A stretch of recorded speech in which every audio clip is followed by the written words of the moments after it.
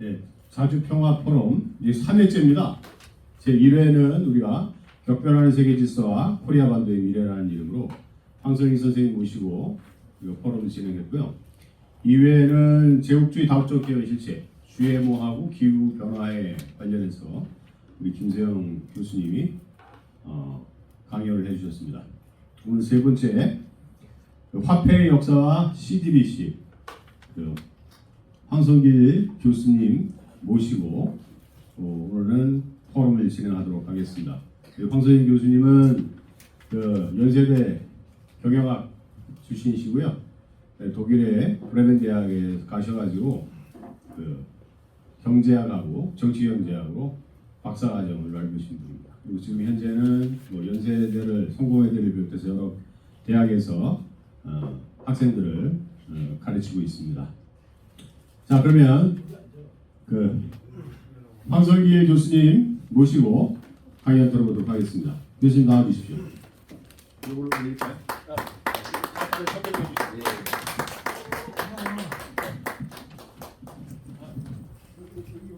네, 안녕하세요. 소개는 제가 올릴게. 아니 뭐 소개는 뭐 올리는 거 제가 올릴게.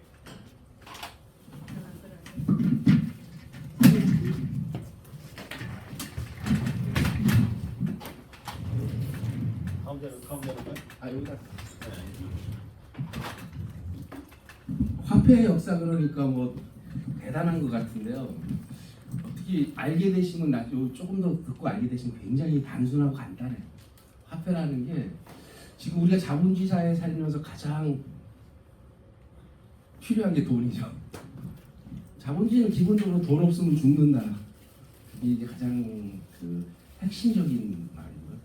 그러니까 우리가 아무리 고고하려고 해도 밥은 먹고 살아야 되고 잠자리는 필요하고. 그렇지만 우리가 옛날하고는 다르게 모든 것이 상품으로 만들어지기 때문에 상품이라는 게 뭔가 하면은 남한테 팔려고 만들어요. 상품으로 만들어지기 때문에 우리가 돈이 없으면 아무것도 구매할 수가 없죠. 그렇지만 화폐가 자본주의에만 있던 게 아니라 아주 옛날부터 있었어요. 옛날부터 있었고. 그래서 이제 좀 더 오신다니까 여러분들 뭐 금융업자, 뭐 나쁜 사람 그러면은 누가 제일 많이 떠오르세요? 사채업자. 고리대금업자라 그러죠. 원래 고리대금업자인데 현대 와서는 사채업자라 그러는 거고요. 그러니까 뭐 어떤 사람이에요? 뭐 세계 금융시장을 지배하는 유대인들 뭐 이런 얘기 많이 하죠. 그 중에서도 어떤 사람이 떠오르세요? 그 유명한 사람. 로스차일드라고 들어보셨죠? 로스차일드. 근데 이게 로스차일드가 잘 보시면 제목 이름을 보면 재밌어요. 제가 오시기 전에 재밌는 걸 말씀드리는데 정확하게 스펠이 이렇게 돼요. 로스 차일드하고 이렇게 읽는데 이게 독일어예요 원래. 로스 실트라는 뜻이에요. 실트. 붉은색 간판이라는 뜻이에요. 왜 그러냐면은 로스차일드 집안은 유대인이에요. 그래서 프랑크푸르트에 유대인들만 모아서 하는 게토가 있었거든요. 거기에 살았어요. 유대인들 사는 데는 번지수가 없고 집집마다 색으로 구분을 했어요. 그러니까 이 사람들은 빨간색 집에 살았던 거예요. 빨간색 집. 그래서 이제 로스 실트 이런 말인데 이게 이제 영국식 발음을 영어식 발음에서 우리가 로스차일드라고 하는데 이 원래 이 집안은 그냥 개토에 살면서 뭐를 했냐면 우리나라 얘기를 하면 구멍가게를 했어요. 구멍가게를 했는데 조만한 이 구멍가게 하면서 그 당시에는 지금처럼 화폐가 통일돼 있지 않았어요. 그리고 군주마다 나름대로 화폐를 주주해서 통용을 시켰어요. 그러니까 독일은 수십 개 나라로 막 나뉘어져 있었죠. 조만한 도시국가도 조만한 영주도 화폐를 막 발행을 했어요. 자기 얼굴 막 새겨가지고. 그러니까 이 할아버지가 그 화폐를 어디와 왔다 갔다 하는 화폐를 교환을 해야 되죠. 구멍가게하고 화폐 교환을 동시에 했던 거예요. 그래서 이제 원래 이 로스차일드에서 돈을 버는 사람은 마이어 로스차일드예요. 마이어 로스차일드라는 사람. 이 사람이 이제 로스차일드의 원래 금융을 처음에 번영시킨 사람이에요. 이 사람은 좀 이렇게 어릴 때부터 보고 자라다가 이 돈이 되게 쓴 거예요. 그래가지고 이 사람이 군주들이 많죠. 군주들 중에 막 여러 화폐가 있으니까 어떤 수집가가 있겠어요? 여러 나라의 화폐, 그 동전 있죠? 금화, 은하를 수집하는 사람들이 있어요. 그래서 그런 사람들이랑 이렇게 연결을 해갖고 자기한테 돈을 막 바꾸러 오잖아요. 그 사람이 너 당신이 뭐를 원하냐? 이러면 또 그 사람들이 막 왔다 갔다 하니까 거기서 그런 돈을 구한다더라. 그럼 그걸 모아가지고 그 돈 많은 사람들 교환을 해서 돈을 벌어. 그런데 이제 나폴레옹 전쟁이 터지는 거야. 나폴레옹 전쟁이 터지는데 나폴레옹이 어떻게 돼요? 에바섬에 들어갔다가 다시 나와가지고 연합군을 형성을 하죠. 그래서 이제 나폴레옹 군대하고 영국군 연합군하고 이제 어디서 싸워요? 여러분 다 아시죠? 워터루 전쟁. 워터루가 어딘가 하면 지금 벨기에 북부예요. 그럼 이제 영국에서 내려오고 프랑스에서 올라가니까 거기서 딱 마주친 거예요. 워터루. 거기서 마주쳤는데 그때는 모든 사람들이 프랑스가 이긴다고 생각했어요. 근데 이 마이어 로스차일드는 영국에다 걸은 거예요.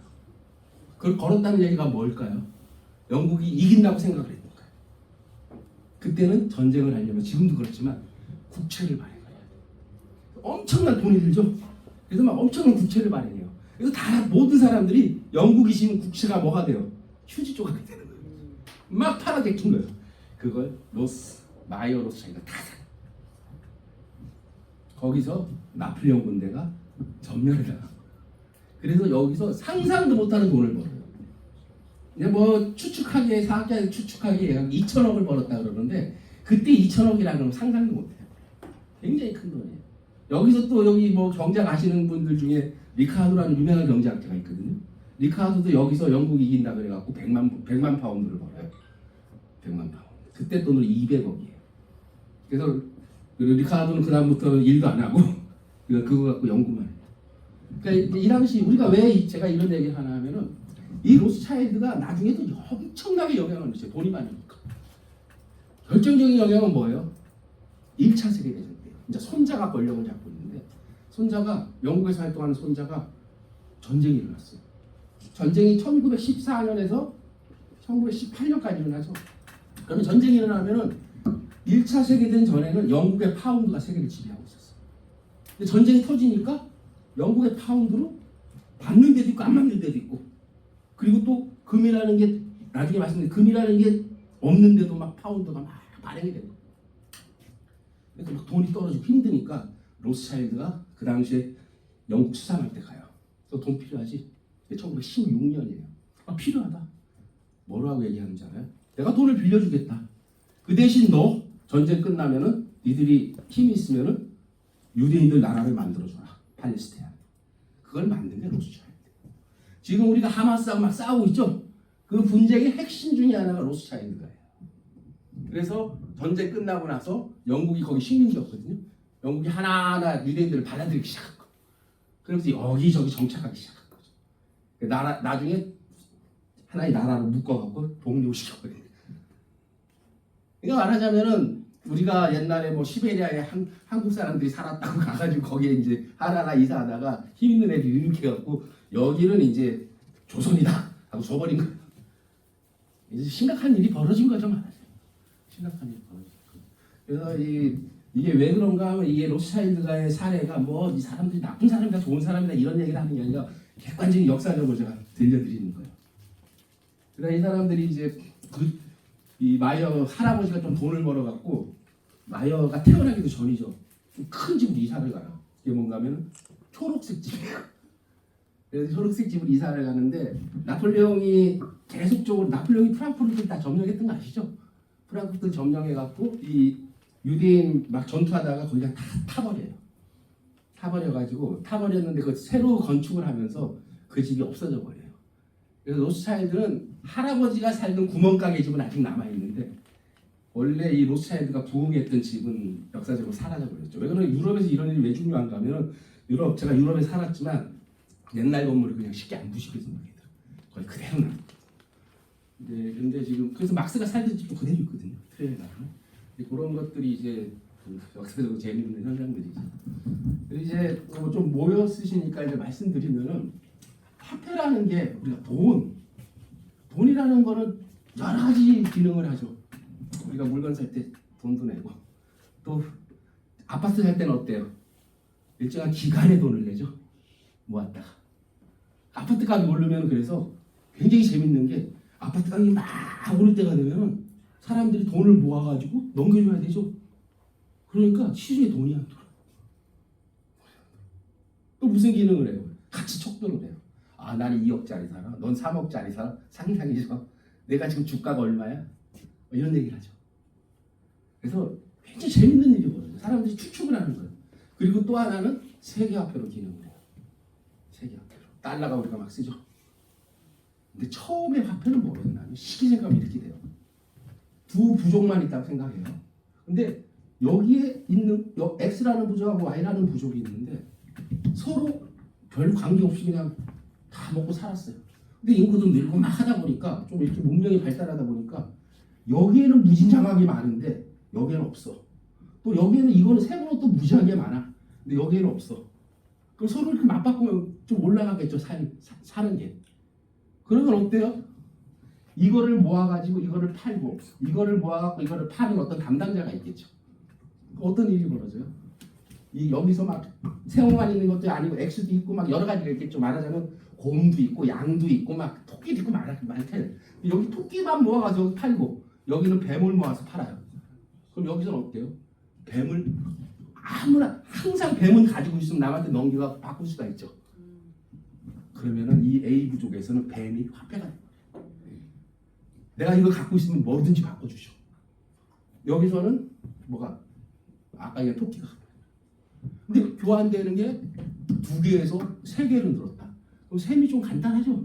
원래 뱀 1마리에 토끼 2마리였는데 이제 역부족이 꼈어. 그래서 새가 들어왔어. 새, 참새.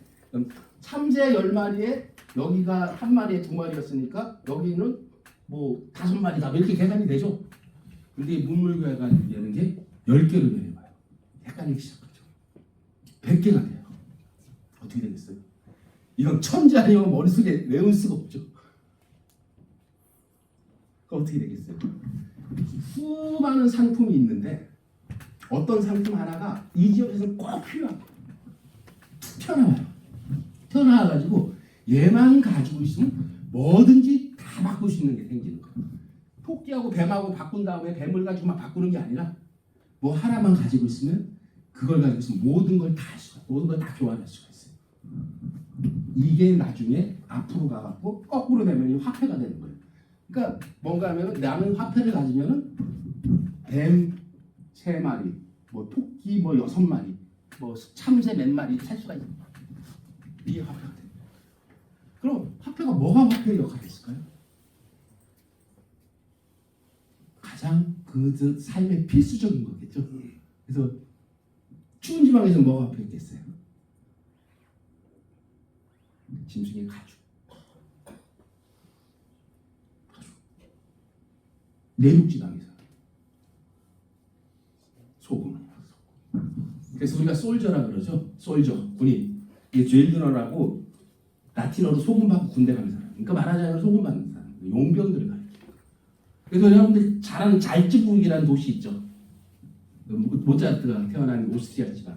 잘츠부르크 가면은 요새가 엄청 많아요.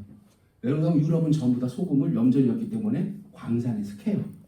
잘츠부르크라는 뜻이 소금 마을이라는 뜻이에요. 잘츠가 영어로 솔트거든요. 그러니까 항상 침략을 당했대. 소금 때문에. 그래서 막 주변이 전부 요새예요. 잘츠부르크. 전부 요새. 잘츠, 소금, 또 여러 가지가 있겠죠. 이태리 말로 가축은 돈이에요. 그래서 이태리 말로 라틴어로 새끼가 우리가 알고 있는 이자예요. 가축이 새끼를 낳죠? 새끼를 낳죠. 그러다가 이제 좀 더 발전했어요. 토끼 들고 쌀 들고 막 그래서 소 들고 막 뭐 옛날에 우리 소 팔아가고 때 학교 보냈다 우리 옛날 못 살 때, 못 살 때 소도 거의 화폐 역할을 했죠. 지금은 그런 역할 하는 게 있어요, 없어요? 즉시 막 바꿀 수 있는 게. 소도 워낙 많이 팔고. 무슨 얘기인가 하면은 자꾸 복잡해지니까 사람들이 생각을 해요. 꼭 필요하고. 그리고 물건이 너무 많아. 물건이 너무 많아. 잔돈도 필요해. 큰 돈도 필요해. 그러니까 똑같이 나눌 수 있고 무게로 똑같이 잴 수 있는. 말하자면 금속이 화폐 역할을 하기 시작합니다.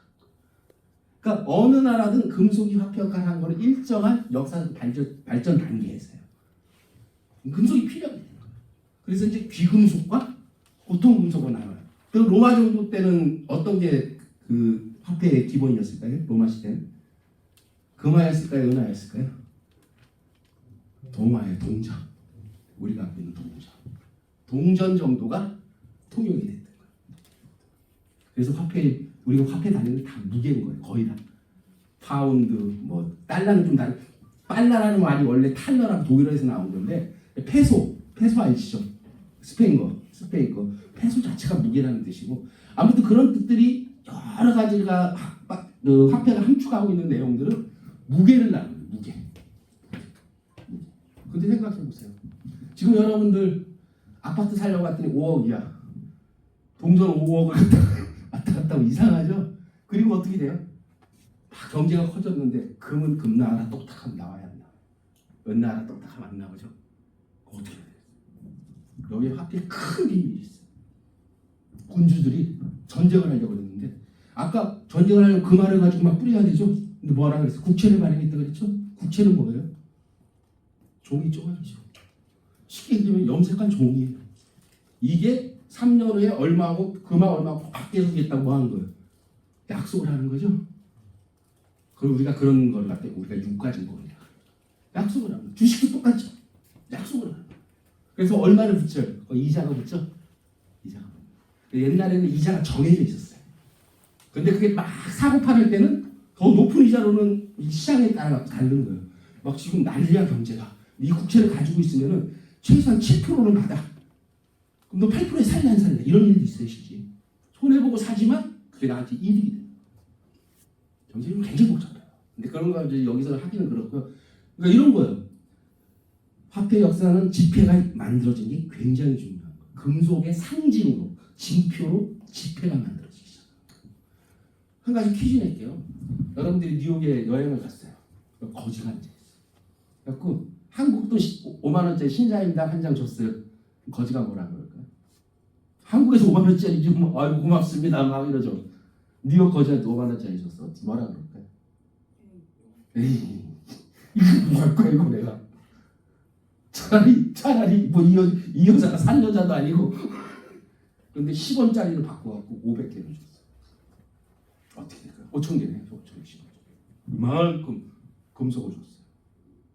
뉴욕 거지가 뭐라고 그러겠어요? 땡큐 베리 마치 정답이에요. 왜? 쇳덩어리는 실제 가치죠. 5만 원짜리는 뉴욕에서는 못 쓰죠. 아무 의미가 없어요. 차라리 나를 약 올리는 것 같아요. 근데 우리는 기축통화들은 달러를 주면은 그래서 달러는 우리한테 화폐는 통용이 되죠. 그렇게 쉽게 생각하시면 돼요. 쉽게. 근데 그러니까 뭐가 필요해요? 이 종이 조각을 내가 받았을 때 나한테 확실하게 뭐가 와야 된다는 이걸 갖다가 보증하지 못하면은 그걸 우리가 신용의 창출이라고 그러죠. 그걸 보증하지 못하면은 그 화폐는 쓰일 수가 없어요. 지폐는. 근데 역사상 가장 먼저 지폐를 만든 나라는 송나라예요. 송나라가 경제가 아주 좋았거든요. 그런데 원나라가 몽고 애들이 발동을 하면서 송나라를 어디로 쫓겨나요? 남쪽으로 쫓겨나죠. 남송이라고 그러죠 우리가. 송나라가 막 진행이 될 때 원래 송나라의 말기에 6장의 지폐를 발행해요. 6장의 지폐를 발행해서 어떻게 하냐면은 염색을 해갖고 액수를 정해갖고 지금으로 말하면은 그 지폐를 교환해주는 관청을 만들어요. 그래서 그걸 갖고 오는 사람이 언제나 갖고 오면은 그때는 송나라 때는 금과 은을 동시에 썼거든요. 금하고 은하고 표기된 대로 바꿔주는 거예요. 쫓겨났어요. 쫓겨났는데 역사상 가장 경제가 번성했던 지역 지금 광동 지방이죠. 여기는 송나라가 엄청난 경제를 갖다가 막 활성화시켜. 그러니까 지폐가 더 필요하죠. 더 발행을 해요. 그런데 누구죠? 징기스칸 손자한테 완전히 쓸려버리죠. 이제 원나라는 난리가 난 거예요. 막 세계를 막 점공을 하고 막 다니는데 돈이 많이 필요하죠. 근데 얘들은 좀 무식했던 거예요. 무식해갖고 송나라는 어떻게 했다 그래서 지폐를 발행을 하면은 금을 비축하고 있다가 교환을 해줬다 그랬죠. 원나라는 안 해줘요. 그냥 자기들이 지폐를 발행해갖고 막 통용을 시킨 거예요. 그래갖고 이제 여기가 무기상이에요. 쇳덩어리를 만들어야 되죠. 무기에 쇳덩어리 이만큼 쌍처럼 쌓여있는데 좀 팔아. 그러니까 어떻게 하겠어요? 보니까 그냥 뭐 지폐에다가 X만 써놨거든. 종이에다가. 나 싫어. 어느 날에 어떻게 했는지 아세요? 목을 쳐버렸어요. 어떤 일을 했어요? 그 종이 조각이 막 퍼져나. 그래서 원나라는 99년 만에 망하는 거예요. 1세기도 못 가요. 인플레이션. 도처에서 막 사람들이 난리가 나는 거예요. 살 수가 없어요. 살 수가 없어요. 이게 지폐예요, 지폐. 그러니까 지폐는 곧 뭐예요? 우리가 화폐의 역사를 보면 화폐가 뭐냐 그랬을 때 처음에는 단순한 교환수단이었죠.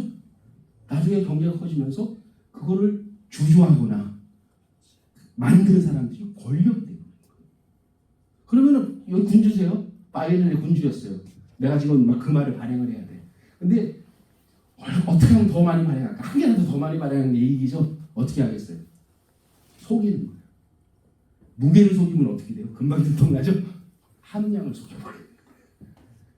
금화 1파운드인데 거기 0.98파운드만 하고 0.02파운드는 다른 금속을 섞어버려요.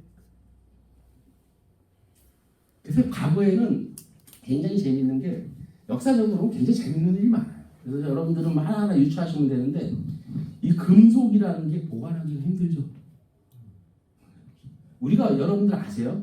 우리가 저 화폐 시간에 배우고 M1, M2 뭐 이런 식으로 나가요. M1이 뭔가 하면은 6개월 안에 화폐가 될 수 있는 그걸 갖다 우리가 금융에서는 M1이라고 해요. 그러니까 여러분이 은행에 지금 정기예금이 있는데 만기가 5개월 남았어. 그러면 중앙은행에서는 그걸 현금으로 쳐. 현금. M1이 현금이에요. 현금. 이게 어디서 나왔냐면은 롬바르드 지방 아세요? 이태리가 이렇게 토끼처럼 생겼죠? 이쪽에 롬바르드 지방이 있어요. 여기서 이제 배가 출발을 해요. 아프리카에 가가지고 노예를 잡아갖고 어디로 가냐면 라틴 아메리카로 가요. 노예도 팔고 특산물 해갖고 라틴 아메리카에 가장 많은 은을 싣고 와요. 은이나 여러 가지 싣고 와요. 그래서 엄청나게 이익을 남겨요. 근데 그때는 돈이 다 뭐겠어요? 다 뭐겠어요? 금은 이런 현물이었겠죠. 현물, 금속이었어. 근데 갖고 왔어. 갖고 왔는데 이걸 집에다 보관을 하고 있어야 돼. 그런데 자기가 또 장사로 와야 돼. 불안하죠. 불안하죠. 어디다 맡기면 제일 좋겠어요? 그 당시. 전당포.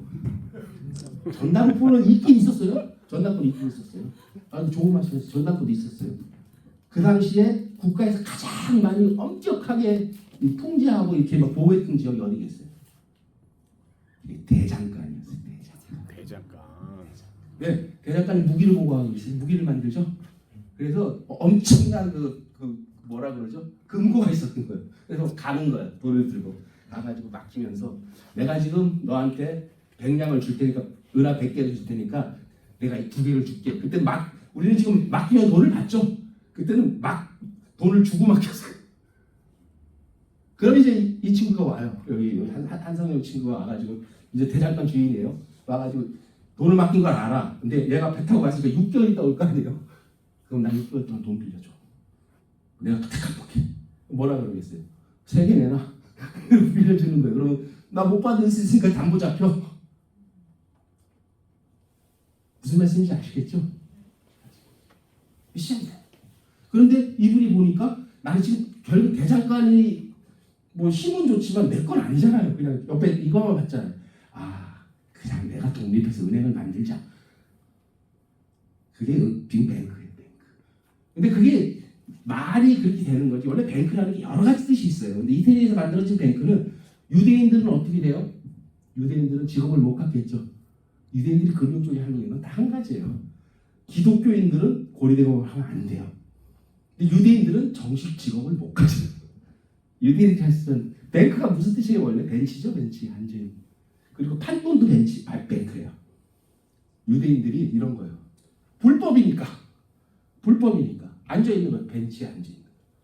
그러면 돈 빌리라는 사람이 오는 거야. 살살 빌려줘. 거기서 뱅크가 어원이 거기라는 말이 많아요. 근데 왜 우리는 은행이라고 그럴까요? 간단해요. 은이 왔다 갔다 해서 은행. 누가? 청나라, 중국, 일본은 대대로 은본이 지었어요. 그래서 지금 우리 마닐라라는 도시 아시죠? 그 큰 도시, 필리핀에. 이게 쑥 들어가가지고 이렇게 좀 조용하고 태풍도 많지 않은 지역에 마닐라라는 도시가 형성이 돼요. 왜 거기 있냐면은 스페인 식민지에서 은이 대부분 중국으로 넘어갔거든요. 그러면 와서 마닐라에 좀 도착을 해요. 거기서 은이 분배가 돼가지고 청나라 일본으로 가요. 그래서 거기 마닐라 이런 식으로 만들어진 도시예요. 여기 생각하시면 돼요. 그래서 은이 왔다 갔다 조선시대 조선 뭐 화폐제도가 있었어요? 없었어요? 우리나라는 없었어요. 그냥 청은을 썼어요. 청은을 썼고 대감들이 뇌물 받을 때 청나라 어음을 받았어요. 그거 받으면 어디서든지 청나라 은덩어리랑 교환해 주니까. 그래서 조선시대는 우리나라는 없었고요. 그냥 그래서 산평통보 어쩌다가 발행을 한 거예요. 대원군도 막 발행을 하고 자기들이 돈이 필요하면은 쇳덩어리 막 붙여서 파는 거예요. 막 통용시켜버리는 거예요. 그러니까 난리가 났죠. 그래서 우리나라는 감옥에 온 후에 잠깐 은본위제가 있었다가 먹혀버리니까 없어졌죠. 그냥 사라져버린 거고. 청나라는 굉장히 재밌어요. 좀 더 얘기하면은 그래서 주원장이 권력을 잡았어요. 명나라죠. 근데 명나라는 원나라를 딱 보니까 큰일 나겠거든. 그래갖고 아예 지폐를 없애버려요. 지폐를 없애버려갖고 은하고 은으로만 써요. 은하고 어음하고 지폐는 국가에서 발행한 지폐는 없어요. 그리고 나서 청나라도 처음에는 지폐를 발행하려다가 안 해요. 그러다가 청일전쟁 치고 막 여러 식민지 되면서 은으로 엄청나게 물어줬죠. 은이 없는 거야. 그래서 청일전쟁 끝나고 처음으로 유안이라는 지폐를 발행한 거예요. 그런 거고. 그래서 그러니까 의외로 중국이 그건 무슨 뜻이에요? 엄청나게 강했다는 뜻이에요. 그 나라에 금은부화가 가득했다는. 그렇게 털어갖고 다 갖다 줬는데도 그 엄청난 양을 한번 저 생각해 보세요. 1840년 아편전쟁부터 청일전쟁까지 그 몇 번의 배상을 했고 몇 번의 전쟁을 했어요. 다 쓸어주고도 견뎠다. 60년, 70년을 견뎠거든요. 보통 제국주의가 들어오면은 거의 모든 나라는 10년 안에 무너지거든요. 10년, 15년 안에 다 무너져요. 근데 청나라는 70년을 견뎌요. 70. 장난이 아니에요. 장난이 아닌데. 아무튼 지금 여기까지 보면 이런 거예요. 그래서 영국이 산업혁명에 발달을 해요. 근데 영국이 처음에 막 이 원거리 무역을 놓고 싸우거든요. 그때 원거리 무역을 지배했던 데가 17세기 후반에는 네덜란드예요. 네덜란드. 영국은 막 올라가고 있고. 근데 포르투갈에 가면은 유럽의 포르투갈에 이렇게 가면은 라구스 지방이라는 데가 있어요. 근데 모든 배들이 이렇게 올면은 여기를 지나가야 돼요. 이게 여기가 영국, 여기가 네덜란드. 근데 이 당시에 아주 어릴 때 왕이 돼갖고 전쟁 엄청나게 한 프랑스 왕이 누구죠? 거의 뭐 젊었을 때부터 전쟁밖에 아니에요, 이 사람은. 이게 루이 14세예요. 루이 14세인데 루이 14세가 엄청나게 영국하고 막 싸우면서 영국 상선이 이렇게 지나가는 걸 알고 여기 딱 있다가 영국 상선하고 격전을 벌여요. 여기서 영국 상선이 그때는 상선만 다니는 게 아니라 그 군함이 같이 다녔거든요. 왜 하도 해적이 많아가지고. 그런데 잘 들으셔야 돼요. 해적이 90%는 정규군이에요. 진짜 해적이 아니에요. 저쪽에서 영국 상선이 막 오잖아요. 군함하고. 그럼 이쪽에 있던 프랑스군이 갑자기 해적선으로 바뀌어요. 그때 뭐를 빼세요? 다 결과물이 뭐라 그랬어요? 무역에 금은이죠. 아직 금덩어리 은덩어리이기 때문에 본국에 와서 그게 프랑스 돈으로 주조가 된 거예요. 아무도 모르는 거예요. 그게 지금처럼 넘버가 있는 것도 아니고 금덩어리 은덩어리 뺏어다가 자기 주조해버리면 자기 돈한테 돈이 돼요. 그러니까 여기서 무슨 일이 벌어졌냐면 100만 파운드의 상품이 수장이 돼요. 근데 100만 파운드 아무것도 아니죠. 이때는 큰 돈이었어요. 런던에서 어떤 일이 벌어졌을까요? 상선이 도착을 해야 되는데 도착 못하고 프랑스군한테 말하자면 아장이 나버린 거예요. 여기서 런던에서 어떤 일이 벌어졌을까요? 거기에 상품 자기들이 막 해놓은 거 많겠죠? 모범회사, 선박회사, 은행 다 많이 버려요.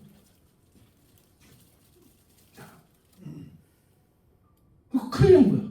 그게 로얄 네이비라고 그러거든요. 영국 이거 잉글랜드 해군을 로얄 네이비라고 그러는데, 그러니까 패터슨이라는 스코틀랜드 상인이 막 와요. 그게 찰스 1세예요. 찰스 1세 사람이 여러 가지를 하는 사람인데 지금 영국왕이 찰스 3세죠.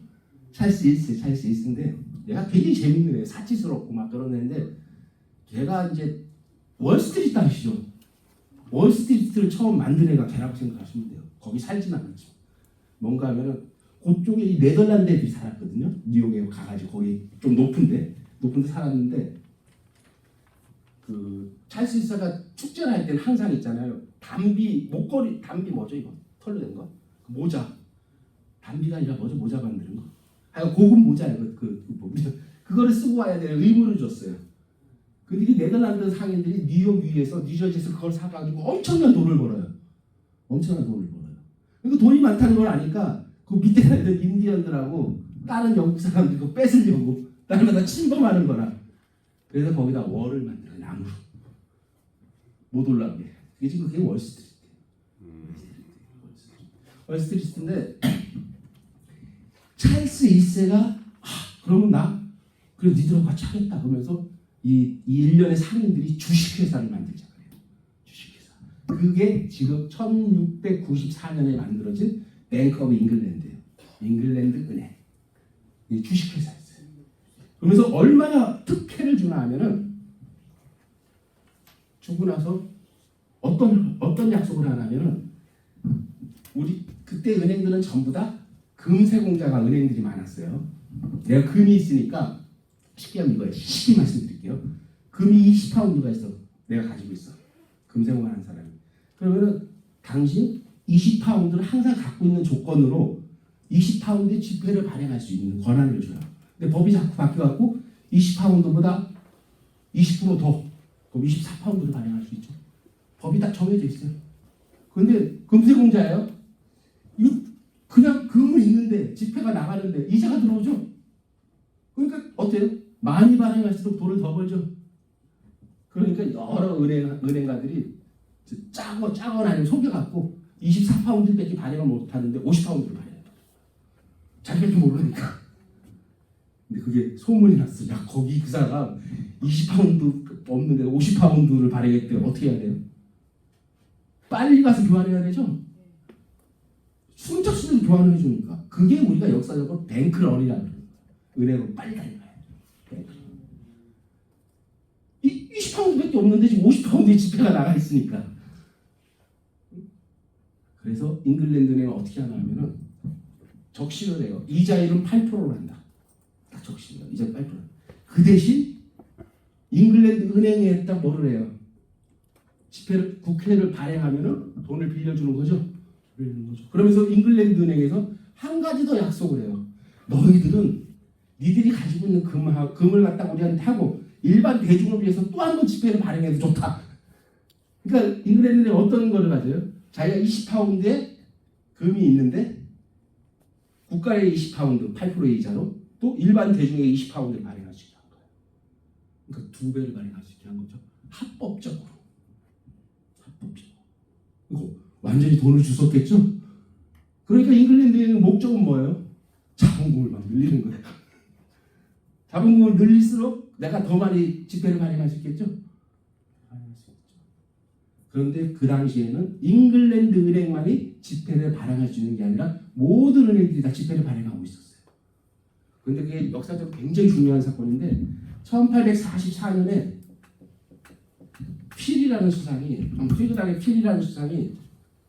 잉글랜드 은행에게만 지폐를 발행할 수 있는 권리를 줘요. 그래서 뭐가 되는 거예요? 이제 확실한 중앙은행이 돼요. 중앙은행. 우리가 중앙은행 하죠. 그렇지만 아직도 잉글랜드 은행은 민간은행이에요. 민간은행. 잉글랜드 은행은 약간 꼴통 같은 윤석열이도 자꾸 막 애틀리 얘기하죠. 전쟁 끝나고 처치할 때 이긴 애틀리 수상이 처음으로 잉글랜드 은행을 국유화시킨 거예요. 그러니까 말하자면은 우리가 이 1844년이 은행에 있어서 획기적인 시기예요. 획기적인 시기. 그러니까 말하자면은 영국에서 최초로 완전히 독립된 독자적인 중앙은행이 만들어진 거예요. 여러분 우리나라는 지금 누가 시중은행 지폐 발행할 수 있나요, 없나요? 없죠. 상업 그 대신 뭐를 할 수 있어요? 임시융통으로 자기수표를 발행하죠. 자기수표는 한 번 돌고 와서 어떻게 돼요? 바로 도상시켜서 폐기시켜버리죠. 그게 통용이 안 되게 막아버리는 거예요. 한 번 지급하게 해버려요. 그게 시중에 있어도 불리지가 않죠. 화폐는 부는 거거든요. 빚을 진다는 게 뭐예요? 그냥 간단하게 얘기할게요. 은행이라는 게 여기가 섬이에요. 섬. 은행이 있고 황성길이 있어요. 은행에서 100만 원을 빌렸어요. 이자가 5%야. 5만 원을 내야 돼요. 내가. 근데 아무래도 내가 이 여기 100만 원 뺏기면 5만 원을 어디서 구해요? 방법이 없죠. 이거만 생각하시면 돼요. 은행은 무조건 내가 가진 돈을 빌려주고 이자를 받고 계속 돌면서 어떻게 돼요? 내가 받은 이자로 또 이자를 올리라는 거예요. 그렇기 때문에 은행은 우리가 보통 이자율 1% 내리면 뭐 아무 영향이 없는 거죠. 엄청난 영향을 갖고 오는 거예요. 콜금리가 뭐예요? 아시죠? 다. 콜금리, 시중이자 콜금리라는 거. 은행끼리 주고받는. 중앙은행이 시중은행한테 돈을 빌려주잖아요. 100조를 빌려줬어. 그러면 내가 콜하면 갖고 와야 돼. 3%면 3조를 항상 가지고 있어야 돼. 그게 5조로 늘었다. 그럼 시중에 돈이 풀리지가 않겠죠. 단 2조만 차이가 나는 게 아니라 수백 조가 차이가 나는 거예요. 그 2조를 통해 갖고 엄청난 신용을 만들어내요. 계속 만들어내요. 그러니까 이게 그래서 우리는 0.25%를 왜 올려? 왜 내려? 이러죠. 그게 아니에요. 상상도 못하는 액수의 돈이 묶이거나 막 풀려나요.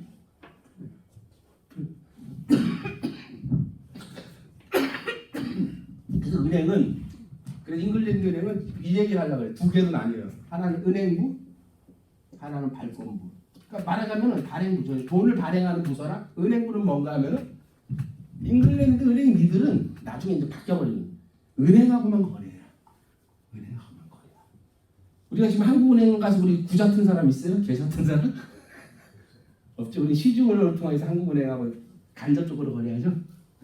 그래서 얘들은 은행부하고 발권부하고 두 개밖에 없어요. 모두 중앙은행이 다 그래요. 이런 시스템을 다 해요. 그러니까 어떻게 되겠지 문제가? 문제는 어디로 가냐 하면은 아까도 얘기했죠. 네가 비축한 금하고 발행 액수하고 이 차이가 얼마야? 이게 나게 나는 거예요. 왜? 여러분들 뭐 우리 막 지금 공식적으로 발표하지만 우리나라의 금이 얼마였고 중앙은행의 금이 얼마가 있고 그래서 얼마가 발행돼 있고 옛날에는 그게 굉장히 중요했어요. 그런데 한 명의 경제학자가 나타나요. 여러 가지가 있는데 여기서 일단 보세요. 잉글랜드 은행이 100만 파운드의 국채를 발행해갖고 돈을 빌렸어. 잉글랜드 은행한테. 빌렸어요. 그럼 100만 파운드가 8% 이자이기 때문에 뭐 3년 후에는 108만 파운드로 갚아야 되겠죠. 108만 파운드. 그러면 이 잉글랜드 국가가 직접 수입이 있는데 자꾸 빌린 돈이 많아져. 이 돈을 어떻게 갚을 거냐? 난리가 나는 거야. 이 돈을 어떻게 갚을 거냐? 계속적으로 장기적으로 어떻게 갚아야 돼요? 죄송합니다. 확실하게 뭐가 있어야 되겠죠. 항상 수익원이 있어야 되겠죠. 뭐가 확 떠오르는 거 없어요? 확 떠오르는 거 없어요? 예? 담보. 좋은 곳에서 담보 많이 잡았어요. 근데 그것도 지났어. 아주 쉽게 돈을 나서 갚을 수 있는 딱. 그런 게 있겠구나. 그건 이제 네덜란드 사람이 개발한 건데 그게 여러분이 내고 있는 간접세예요. 우리 물건 살 때마다 10% 14% 내죠. 옛날에 그게 없었어요. 그래서 일단의 경제학자들이 논쟁을 해요. 이 간접세가 경제에 더 좋냐 나쁘냐. 여러분 지금 간접세를 당연하게 여기죠. 막 그게 세수를 걷어갖고 막 봐요. 잉글랜드는도 국가가 그 잉글랜드를 통해 돈을 받아서 뭐 해요 주로? 전쟁하고 지들 초하고 해야죠. 여러분 우리 뭐 세금 내갖고 여러분들한테 혜택된 게 있긴 있어요? 없어요. 그냥 공원 만들고 이런 거 좀 있겠죠. 도로 넓어지고. 이게 굉장히 무서운 거예요. 그래서 막스라는 사람 아니죠. 마르크스가 아니라 마르크스라는 사람 없고 원래 막스예요. 막스가 뭐라 그러냐면 이 간접세는 노동자 아이들의 피땀을 빼는 거예요. 왜? 그 돈을 대부분 노동자가 다 여러분 소비하면서 다 넘겨줘 버려요. 막스는 그래서 생필품에 대한 세금을 철폐하라고 해요. 생필품. 두 번째는 막스가 철폐하라고 얘기합니다. 관세예요, 관세. 관세는 들어올 때 내가지고 자기들이 먹죠, 국가에서. 그 다음에 누가 다 내요? 서민들이 다 갚아요. 소비를 통해. 근데 우리 그런 거 따지질 않아. 그래서 그 부르주아 신문, 조선일보나 동아일보도 날마다 혈세리 막 이런 식으로 얘기하는 거예요. 직접적으로 따져보면은 독일은 생필품에는 없어요, 세금이. 아주 조금 붙고. 없어요. 그래서 걔들이 맥주가 싼 거예요. 맥주는 생필품이거든요. 그러니까 우리가 지금 모르는 게 굉장히 많아요. 간접세가 너무 편한 거라 돈을 갚는데. 그리고 안 되면 올려버리는 거예요. 뭐 올려요? 사람한테 필수적인 거. 섬유가. 전기세. 또 설탕값. 담배값. 설탕값 올려갖고 막걸리가 얼마 됐어요? 900원에서 지금 1000원, 2000원 가까이 됐죠? 거의 3년 만에 막걸리 값이 두 배가 되는 거예요. 설탕값이 올리면 뭐가 올라요? 막걸리값 올라요. 빵, 모든 음식값 다 올라요. 설탕 안 들어가는 게 없죠. 올려버리는 거예요. 우리는 그거 몰라요. 이 인플레이션의 뿌리가 뭔지를 몰라요. 전부 다 그냥 막 못하고 막 자기가 싫어하는 정치가들 욕하고 치워버려요. 그런 게 아니에요. 그래서 문재인이 그렇게 욕하다가 담배값 내렸어요?